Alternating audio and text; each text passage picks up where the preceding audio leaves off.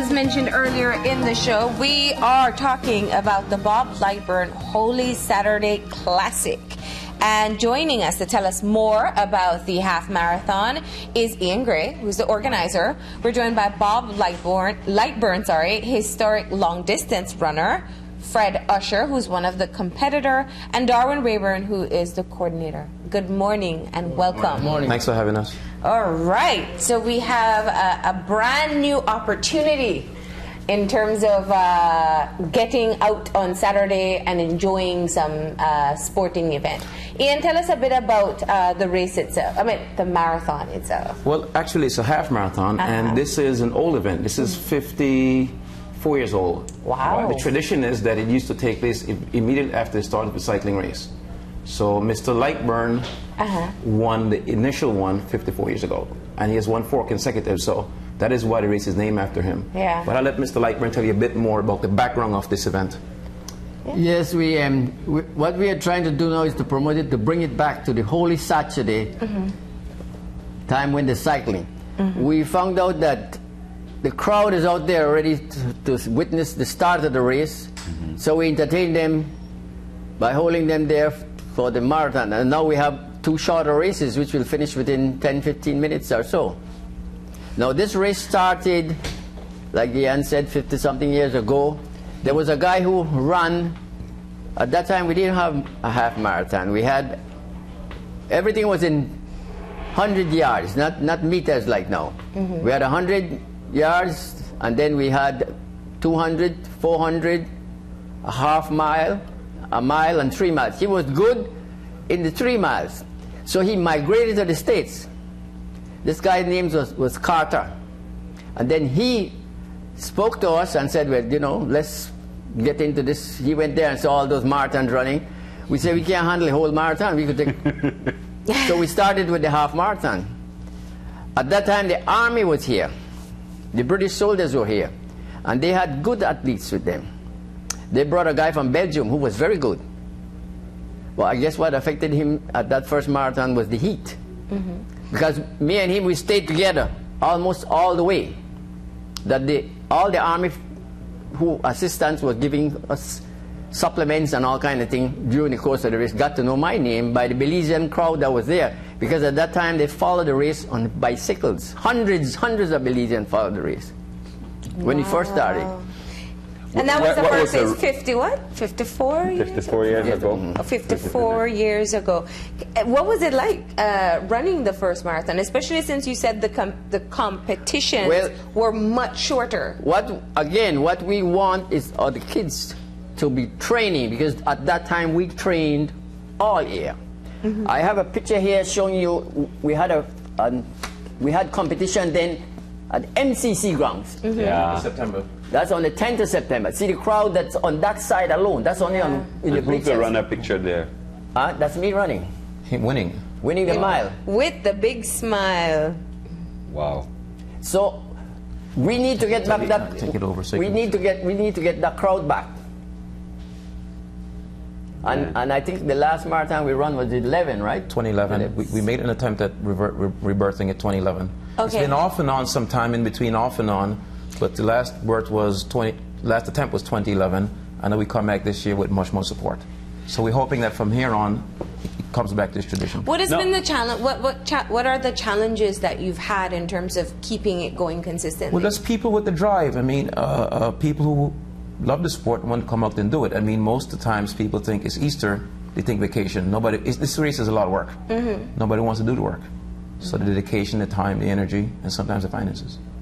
Now, let's talk about the race itself. When you say a half marathon, where will it start? Where will it end? That kind of. Let me clear up. I mean, the word marathon is used very loosely in Belize. Yeah. Everything is a marathon. The marathon is a standard 26.2 miles. Yes. That's a standard universal international. A half marathon is 13.1 miles. All right. In kilometers, 21.1 kilometers. That's the half marathon. It starts at BTL Park, 6 a.m., along Princess Margaret Drive, Belkin Bridge, the boulevard, make a right onto the Western Highway, George Price Highway, to mile 5, turn around and come back en route. Same way. Finish back at BTL Park. Wow. The young man we see here is Leon O'Brien, one of our best. He won Placentia December past. And if he's in the same form, he'll do it in about an hour 15, an hour 16. Yeah. Now, you are also involved with the end of the year marathon, or the Placentia Marathon. That's correct. That's been going since 2012. 2012. Have we seen an increased interest, and is there a reason? I mean, are we primarily focusing on half marathons because that's the comfort zone for Belizeans right now? No. What happens is it's seasonal. Yeah. I mean, normally countries in warm climates like Belize would have marathons and half marathons in the colder months, November, December to March or so. Okay. And then you come short of events during the hot months. So other municipalities and towns have contacted us and said, listen, we need also to have our own events. So San Ignacio is asking for one, Belmopan is asking for one, and distances will be varied. We're not locked in one particular. Okay. And also that's why we brought the 2 mile in, because a lot of people right now are not fit enough. And we have also opened the 2 mile because a lot of adults are unable to do the 13, but they would like to also participate. And to encourage participation, we've opened up the 2 mile to everybody. So we're saying we have limited registration. It officially closed yesterday, but we will still permit a few more to register who'd like to compete. It's totally free. Yeah. And you get a t-shirt to compete in, which is free as well. This one is for William. You've numbered already. No need to show up for registration. This is yours. And this one is for Marlene as well. You've been around since 2012. This is yours, Marlene. Your number is there. And we invite you in. So this could not be made possible without our numerous partners. Yeah. Before we do that, because that's important, but I want to get Fred Usher to talk a little bit about why did you decide to compete in a marathon? Because or in a half marathon? Well, I'm not really competing in a half marathon because I'm not, like you said, fit for it. I haven't been training because of school, but I'll be competing in a 2 mile. And basically, I've been running from high school, so it's been a lifestyle for me. You're a long distance runner? Both sprint and long distance, so Which are you better at? haven't shown progress in any, so. Which one do you enjoy more? I enjoy the sprints. Yeah, the adrenaline rush at the end. Yes, so. Yeah. And Darwin, as somebody who's a huge running fan, I mean, and supporter, and a competitor, and everything else, coming on board to actually coordinate, why was this important for you? It's important to me because running is not only something that I love from early age, but it's also a passion. And at the end of the day, it's not about me as a competitor. I'm going to be competing, but first and foremost, it's about guys like Fred and different people in Belize, because running has been a premier sport from ever since, brought most medals to the country. And sometimes it hurts because the sport just went dormant. And we have IC out there as a coach, a trainer, and being around different events and supporting. We have a lot of talented people that if they get a chance, they will put Belize on the map. For example, we have Joseph Carr, twins. Those young ladies are doing quite well. We have Fred. We have this young lady who is also on my team. I got young lady Isabel. She was supposed to be here today, but she couldn't make it. But my goal is to have these races that we can have something that these guys can work towards, and at the end of the day, they can develop their talent and compete internationally, because you cannot go internationally if you're not competing down here locally first and foremost. And Can we talk for a second just about the training for half marathons and marathons?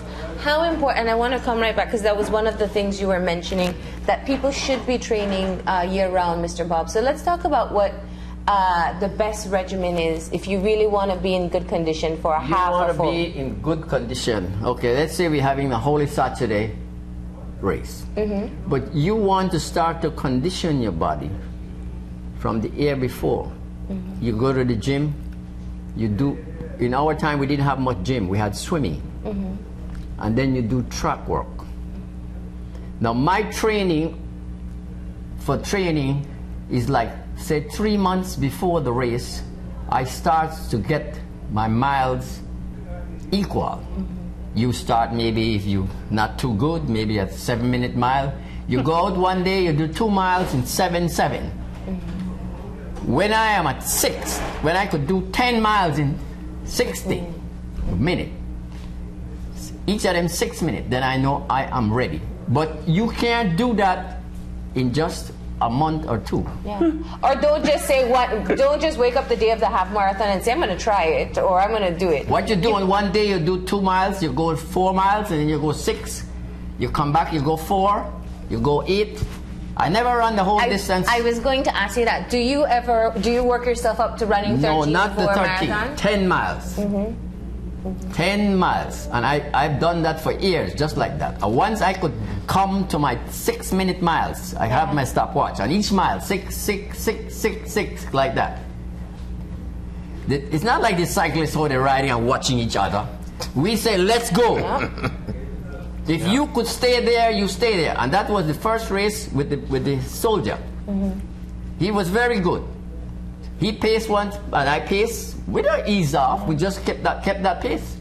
And when we got to where Georgiaga said, he said like this, you got to know my name. He said, Bob, I can't go anymore. Well, when he said that, then I took off. Because it is a race. It's a long distance. Poor fella, he was so exhausted that when he got to the tape, he hugged up the policeman who we had there. And they had to take him to the hospital at that time to get some rehydration. Yes, but it was because of the heat. Now, I just want to, sorry Ian, Mr. Bob, because a lot of people, older people might know who you are and know the history.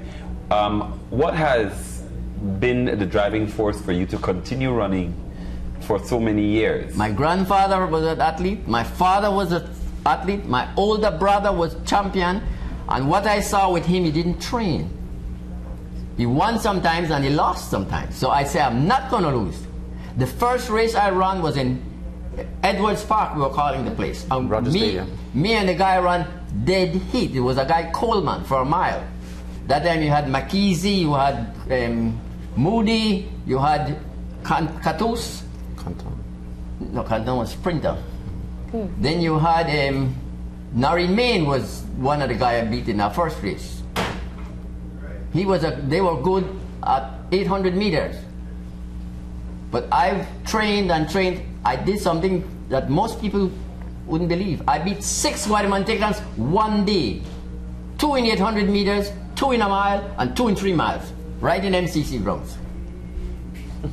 Do you still run? How much do you run now? I don't do much running right now. What I am in now is horse racing. Oh, you're into horse racing? Yes, I rode the horse this morning. I exercised my horse before I come here this morning. So I'm still active. Yeah. Yes. And I don't live in the city much. I like to be on the farm. Do you help to train some of the younger athletes coming up, or advise them? At times I do, but I'm not around. You know, it's like what Ian is doing now. We need to get it back, and then we need to implement. We need to get the younger ones. It's like I said, you have the gym, and we did a lot of swimming. And then we trained on the road. Okay, can I add that Mr. Lightburn won this event the first 4 times it was held? Yeah. All right, so I think 59, 60, 61, 62. No, we had a break with the hurricane. But then he won it 4 consecutive times once it was held. One.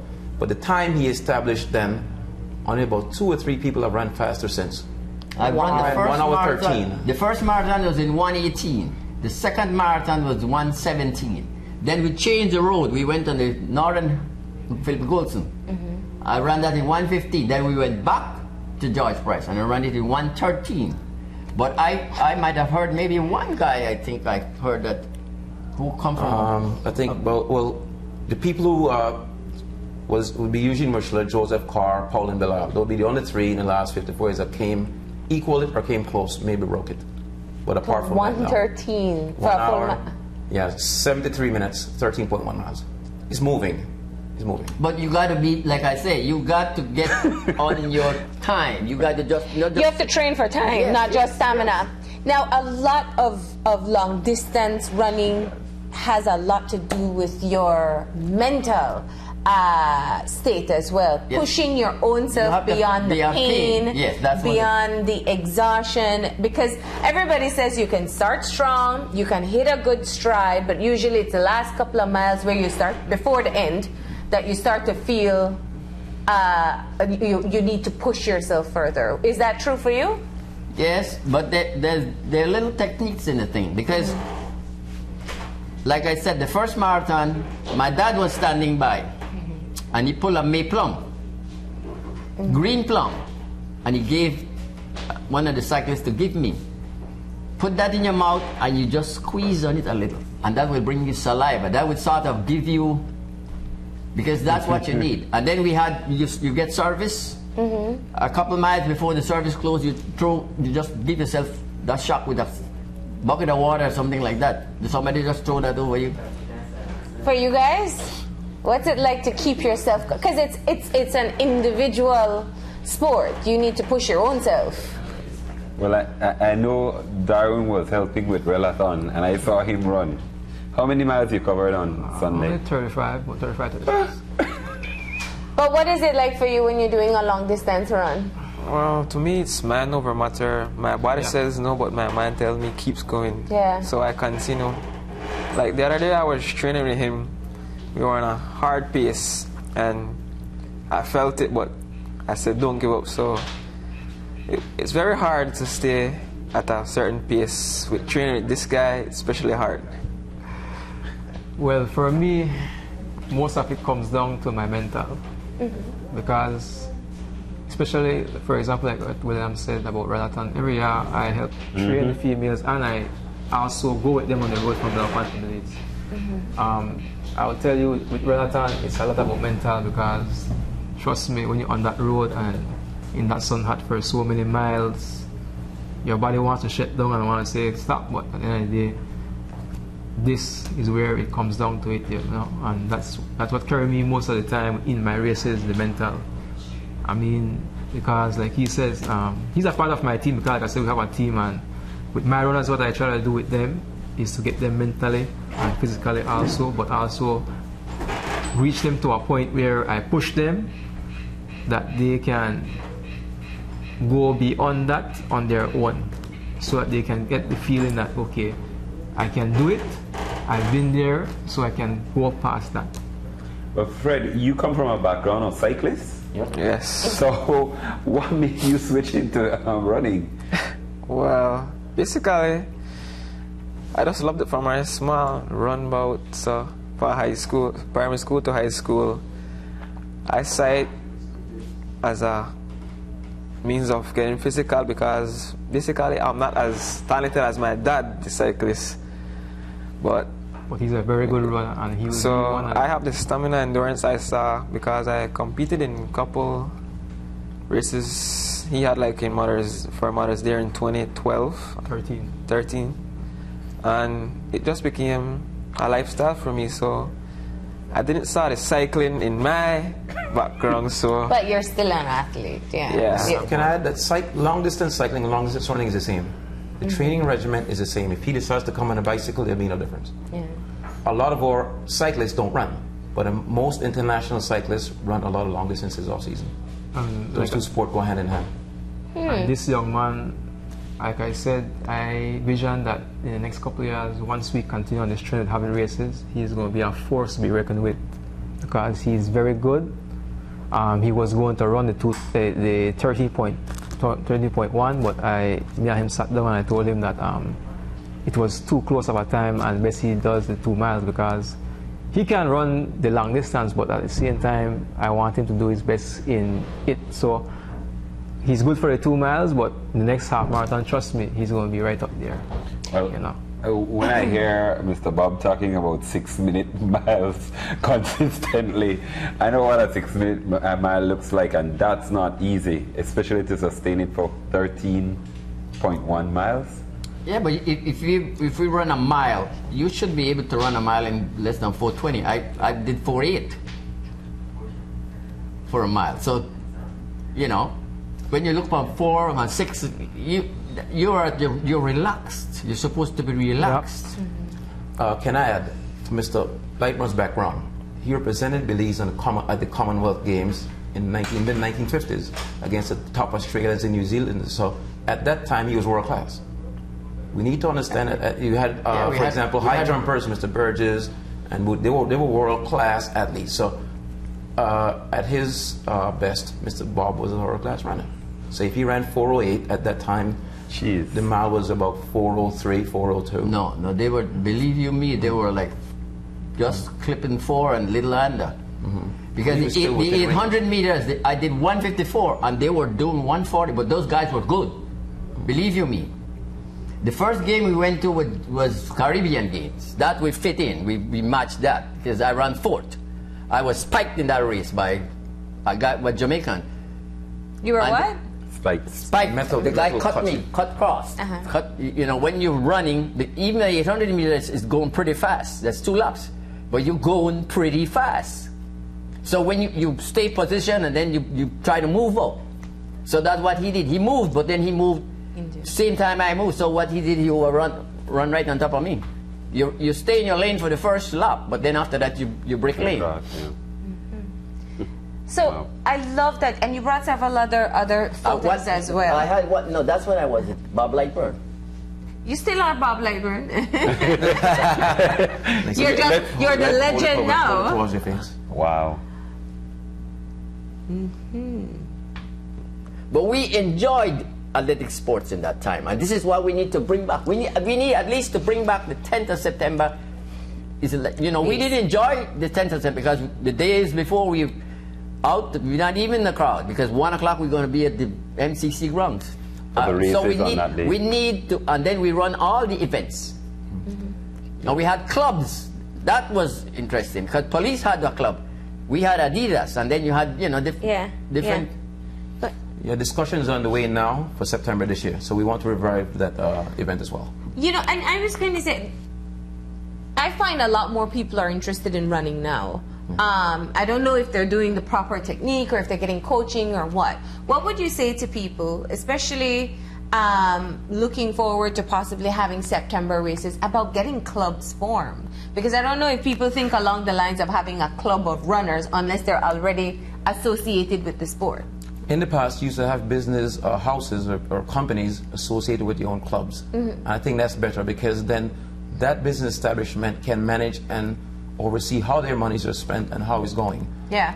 Clubs have disintegrated now, and business houses are less involved in sports, and they're less up to give money. In this case, let the clubs be formed, just like you have carnival groups, and let the business houses manage and control that, because a lot of responsibilities that should fall with the club end up falling with the association or the Olympic Committee. So let the clubs be formed. It's good for development. You look at a place like Jamaica or Barbados, they have clubs. So the clubs come to a competition that's organized by the federation or the association. Yeah. So it's better to go back to the club system because it's good for development. And you would run for a club for your area, for example, in England. If you live in Kings Park, you run for the Kings Park Club. You play tennis for the Kings Park Club. You cycle for the Kings Park Club. So it's a sporting club for the entire neighborhood. Yeah. So we need to do the clusters. It would be a good idea to do the clusters, and then we join the cluster for your neighborhood, and the business establishments in those clusters would then sponsor the clubs. And Fred, the benefit of being a part of a club? Well, there's a lot of benefits because you meet new people, and basically, to me, being in a club enhances your performance. Yeah, performance and compete against one. Yeah, you meet other people from other clubs, and it brings out the best in you because you look at that person and say, I'm gonna beat that person. Because if there ain't any clubs and it's just you alone, it's gonna be kind of hard. Yeah, and for a long time, I have my running club, Unity Running Club. That's what. Unity? Unity Running Club. What I try to instill, like I said, through the years, people come and go. What we try to instill is, first and foremost, we are family. We look out for each other in terms of we train together. At the end of the day, we compete together. At the end of the day, when we are in the races, it's to win. But at the end of the day, we are all family, and the goal is to beat one another. And his goal is to beat me in the 13.1. I have no problem with that. Right now, shake your head and say, yo, right now, I'm coming for you. Right now, as it stands right now from this last UB Relathon, some of the females that I train still and want to join the club. Miss Isla skiing, Tiffany Bud, a lot of people from UB now. Running is addictive. I mean, I think when you get into it, then people can get hooked. And I want to say a big up to the rest of the guys in my club. Joseph Carr and his twins, Michelle Carr. We have Frederick, we have Isabel. She's fresh. She's going to be doing her first 13.1. Looking very, very good right now at her. And it's a 13.1? Yes. All right, so it's called 2015 Clash of the Legends, Old versus New Half Marathon. The reason why I came up with that name is this year we'll be having the guys back then, the older guys going to be performing and going against the newer guys like these guys. We have guys from the old era like Mr. Joseph Carr, Lewis Halls, Journey, Ernesto Reed, Anthony Flores, you know, and they'll be going to be competing against the new guys. So, and like Leo Bryan, he's the recent champion for the half marathon races. So, and you have all age categories there. So the awards, for example, we have medals. The top 3 men and top 3 women in each bracket will get a medal. It's a customized medal. There you go. Made possible by citizens who champion for the homeless and the blind. We're doing about 72 medals and about maybe 16 trophies. We're also doing station prizes. So, for example, the first male, first female to pass St. Thomas Street near BTL gets a token from BTL. The first male, first female at the turnaround point gets a $50 card from Digicel. And so we have prizes along the way. So various business establishments. The sponsors have really turned out. And in turn, to take a stigma from this, we've taken cash. We don't want any cash. We ask for everything in kind. And we just ask that business establishments give gift or gift certificates that can be redeemed at their stores. So that way, because too many people have taken sports and turned it into a cottage industry. So this set of organizers have been bent on letting not happen with this organization. So we ask that we still can use some more station prizes. So if this race is passing your establishment, feel free to contact us, 627-8584, and we'll take your certificates. Now, registration, as you said, is closed. Yeah, we'll accept a limited amount. But if you really feel motivated, you can show up Saturday morning. We'd like to do it before that. Oh, before that, yeah. We have about 100 so far in the marathon. Okay. And we have about 75 in the 2 mile. So we have some good numbers so far. And so it starts what time at the BTL 6 a.m. 6 a.m. the gun goes off. Cycling will be leaving, and when cycling leaves, then we will start assembling. We'll begin. Cycling will start about 5:50 and roll out, and their official start will be at about the Farbers Road, Western Highway Junction. We start and come along Princess Margaret Drive. So cycling will start and go towards the clock, and we start and come along Princess Margaret Drive in the opposite direction. Okay. So we ask that the spectators and the fans remain out there. We have something special for them. We rented the train, the Calypso train, and we have a band playing on the train. Nice. And that band will also that train will also be given like candies and giveaways from the various companies that have sponsored us. So it's different. This is what is done with Tour de France cycling race, but you don't see that on TV. So about a mile ahead of the event, you have this music truck that provides giveaways to keep the fans and to encourage the fans. So we're doing that here. So we're doing a lot of things that are different, and we bring a different flavor. This is not just a race. We're trying to make this into an event. Fantastic. And Mr. Bob, I see 60 and over. You're going to come out of retirement? No, I would have stayed if we had, because then afterwards I won one other marathon in a sense. I ran second, but then I was older. A younger guy beat me, but that was like 10, 12 years after. Because what happened to this thing is that, well, like all athletic sports, we have it for a certain period of time and then it dies off. And then revives again, and this is what we're trying to get it back. Fantastic. Well, congratulations, and it's a great opportunity for people to go look up who Bob Lightburn is, if they don't know. And this year is what we call a race packet. When you register and you give us your name, you're going to get a shirt and the number. What we're advising right now, I want people that have registered to please come and pick up their race packet today between the hours of 8 this morning, after this until 9 in the night, and tomorrow from 8 till 9 in the night. Right there at our office at 55 Foreshore, that's up from the Bliss. If you don't know where it is, we put some blue footprints leading from off the main streets to our office. So just follow the blue footprint and come pick up your race packets. Like Mr. Gray said, we are doing a little limited amount of registration because we want more people to get involved. So you do have a Facebook page as well, I'm seeing here. We're there. So and people can follow. if you want, you can also text us your information at 665-4949 or 627-8584, or come by the office. What I'd like to ask, if you're out there, spectators are out there, and they have some electronic gadget that can capture the moment, can you please do that and stick it up on our Facebook? We did it in Placentia and it went well, because there are many people, for example, Mr. Lightburn has children and grandchildren in the States. They would like to see what's happening. So you can go to our Facebook, then you can capture it in real time, and send it up. People. Next, I would like to ask for motorists to please exercise caution on the road. There'll be a cycling race, there'll also be a running race, and there'll be other activity on the roads. Please be careful.